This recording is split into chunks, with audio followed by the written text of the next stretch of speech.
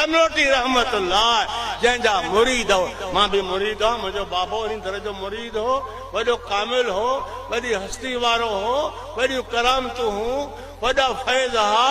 अंग्रेज़नि सां जंहिं मुक़ाबिलो कयो, अंग्रेज़नि सां जंहिं तलवार खे साम्हूं कयो त अमरोटी रहमतुल्लाह कयो, ॿिए कंहिं न कयो। ही कामिल उहो हो जंहिंजी जान दरत विकामजी चुकी हुई, जंहिंजी जान विकामिल हुई, उन खे ख़ैर जी परवाह न हुई। तव्हां अमरोटी खाई खे छो नथा मञो? अदा छो मञोसि? वहाबी खे मञूं? ॻाल्हायो अदा पोइ वहाबी खे असां कोन मञींदासीं। उन वक़्त में सुन्नी हो जॾहिं हुनजो पीर जहिड़ो हो हज़रत भरचूली शरीफ़ वारो। अबा कहिड़ो? चओ चओ कहिड़ो बुज़ुर्ग?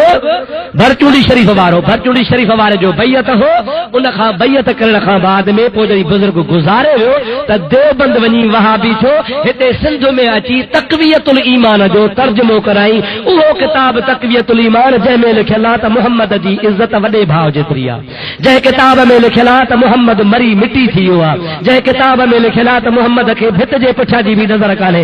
हाणे तव्हां कलमो भरे ॿुधायो त अहिड़े खे असां मञूं? कोन मञींदासीं। ॿियो साल आहे त देवबंदनि जे उज़हा जी वहड़ी ईद जे राति मरी वई, चवनि था त क़बूल